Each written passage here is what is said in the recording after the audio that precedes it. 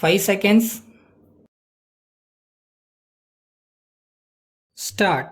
மாண்புமிகு சட்டப்பேரவை தலைவர் அவர்களே, இந்த நிதிநிலை அறிக்கை மீது எனக்கு பேச வாய்ப்பளித்தமைக்கு நன்றி தெரிவித்துக் கொண்டு எனது உரையை தொடங்குகிறேன்.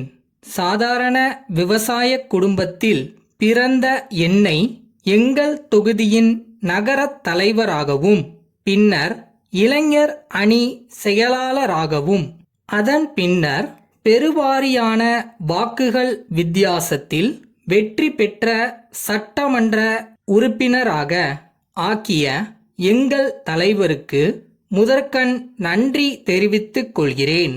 காவிரி நதிநீர் பிரச்சனை தமிழ்நாட்டினுடைய ஜீவாதார பிரச்சனையாக இருக்கின்ற காரணத்தினால் மாண்புமிகு முதலமைச்சர் அவர்களின் சீரிய முயற்சியின் காரணமாக தமிழ்நாட்டிற்கு கிடைக்க வேண்டிய பங்கினை பெற்று தந்திருக்கிறார் என்பதை பெருமையுடன் தெரிவித்துக் கொள்கிறேன்.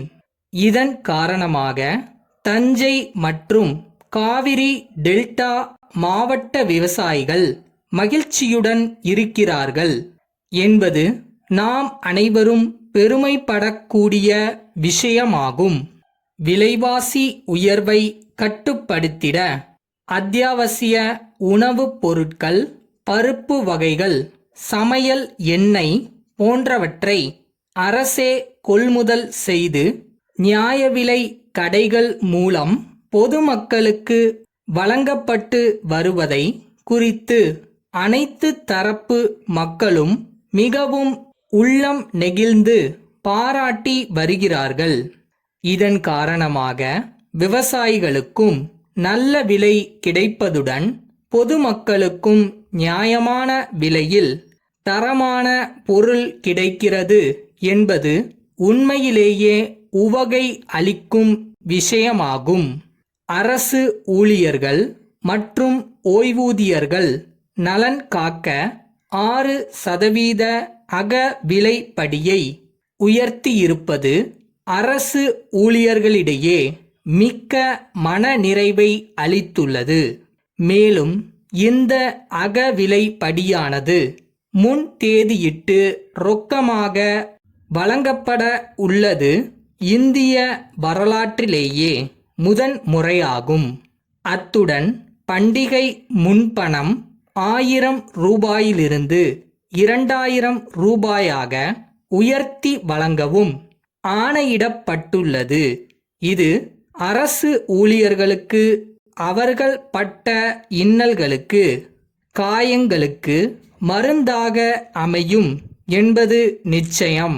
தமிழுக்காக நூல் எழுதியவர்களுக்கும் அவர்களுடைய சந்ததிகளுக்கும் இந்த அரசு வழங்கும் சலுகை பாராட்டத்தக்கதாகும்.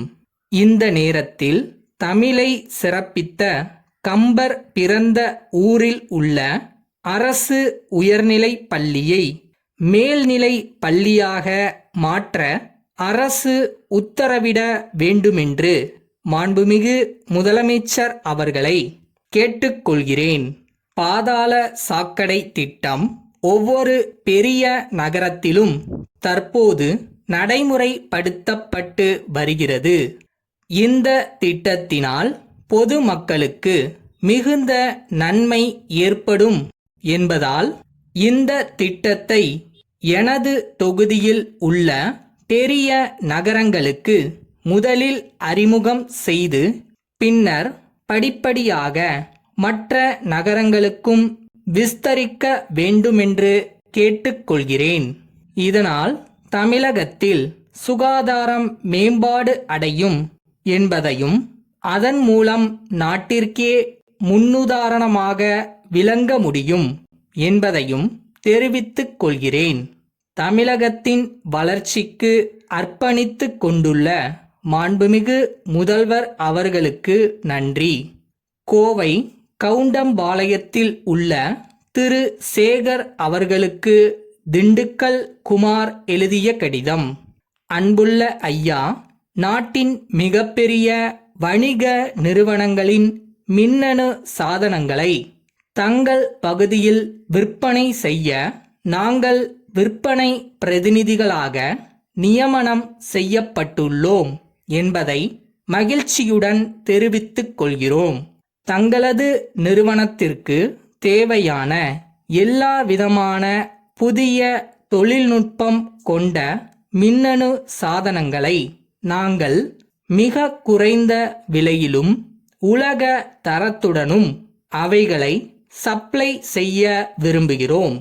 தங்களது கோவை வணிக வளாக கிளை மேலாளர் திரு பாலன் எங்களை சந்தித்து தேவையான விபரங்களை பெற்றுச் சென்றுள்ளார்.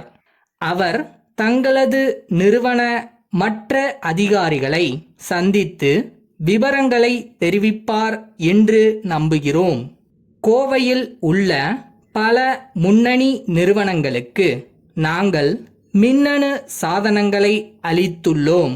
அவர்கள் அனைவரும் எங்களது பொருட்களின் தரத்தையும் மேன்மையையும் புகழ்ந்து மற்றவர்களுக்கும் சிபாரிசு செய்து வருகிறார்கள். எனவே தங்களது தேவைக்கு எங்களை தொடர்பு கொள்ளுமாறு கேட்டுக்கொள்கிறோம்.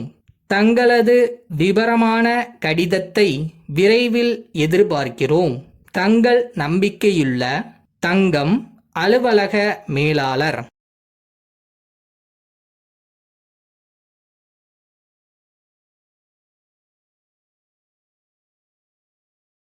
நம்மளால முடியுமான்னு நினைச்சு யோசிக்காத, நம்மளால என்ன முடியுன்ற கால்குலேஷன்ல யோசிக்கிறவன் எல்லாத்தையும் கேப்சர் பண்ணிட்டு போயிட்டே இருக்கான். பார்த்துக்க.